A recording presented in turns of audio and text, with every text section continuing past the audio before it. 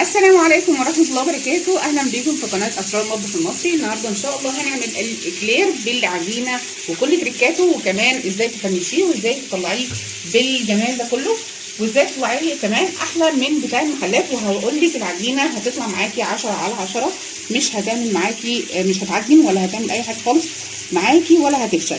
تمام. بصوا أنا ده حشيته من جوه أهو. بصوا الإكليراية عاملة إزاي، ماسكه نفسها وهشه وطريه، وكمان التزيين بتاعها هنتعرف عليه وهنعمل كل حاجه بالتفصيل. يلا بينا على الفيديو ونبدا ونسمي بسم الله ونقول لكم عامل ازاي الاكلير بكل تفاصيله. يلا بينا على طول نبدا الوصفه ونسمي بسم الله. عندنا المقادير بتاعه العجينه نفسها بتاعه الاكلير. عندي هنا نص كوبايه ميه هحطها في الحله من غير ما احطها على النار. تمام. وهحط عليها نص كوبايه من اللبن. عايزه تعمليها ميه بس زي الفل، ولو عايزه تعمليها نص كده نص كده زي ما انا عملت اعمليها. يبقى نص كوبايه ميه ونص كوبايه لبن. تمام. عندي هنا 3 بيضات، عندي نص كوبايه من الزبده، فانيليا، كوبايه كبيره مليانه من الدقيق، وعندي معلقه سكر هحطها على العجينه، معلقه سكر كبيره، ورشه ملح صغيره. بصي صغيره خالص. هقلب كده، هجيب الزبده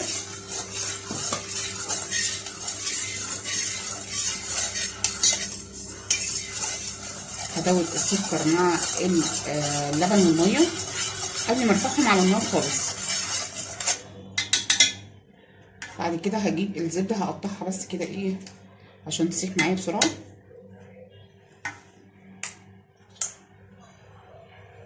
زيها زي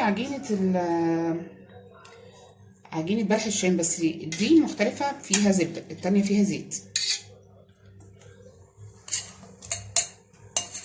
نص كوبايه من الزبده يعني تقريبا كده 115 جرام. هحطهم بقى على النار لحد ما يبتدوا يسخنوا.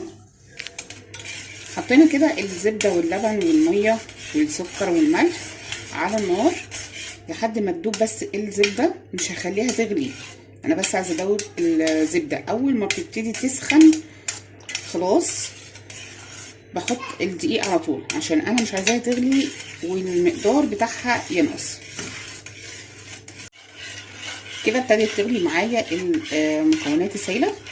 عندي كوبايه الدقيق نخلتها وهنزل عليها كلها وهقلب كل ده على نار هاديه مش عاليه قوي. بس كده هشيلها مع النار واقلبها كويس. كده العجينه بتاعتنا انا لسه ما طفيتش النار اهو، لميتها. هقلب بس كده لحظات، هاخدها بقى ابرد فيها، وبعد كده احط عليها البيض والفانيليا.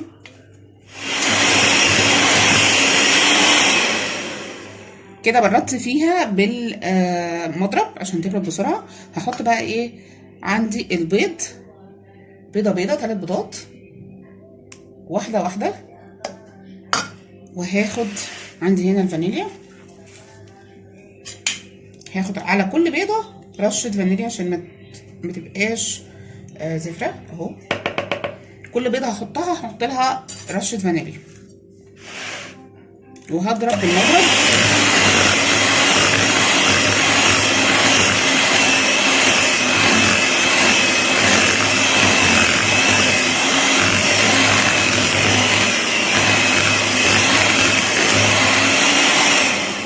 احط التانية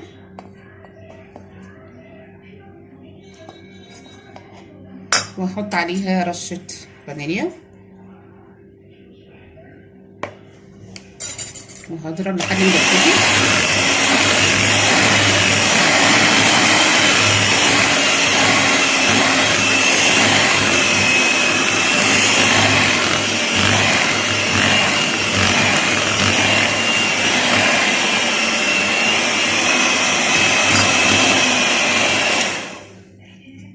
هنحط التالتة كده كمية البيض بتاعتنا كلها، وهحط رشة الفانيليا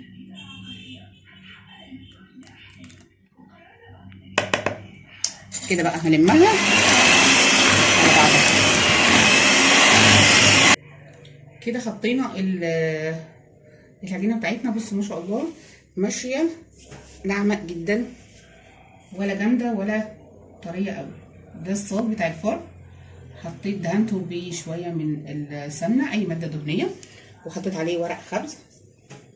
تمام. وابتديت اقطع العجينة. بصوا البلبلة اللي هي مشرشرة دي انا استعملتها.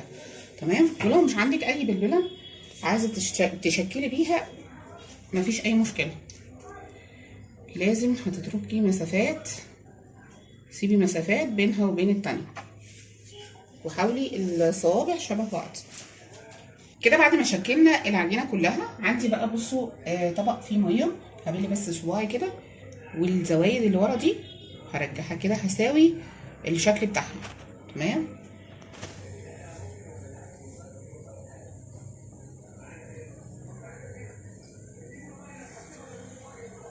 زي ما قلنا احنا ظابطين الفرن على درجه حراره 180، درجه متوسطه مش عاليه ولا واطيه قوي، لحد بقى ما يستوي خالص ويحمر من فوق ومن تحت.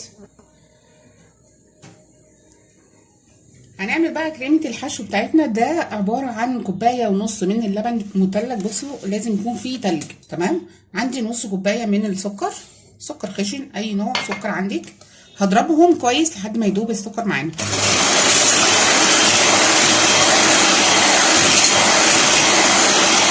كوبايه من الكريم الشانتيه الخام، هحطها كوبايه كامله. عليها نص كوبايه من باستري كريم.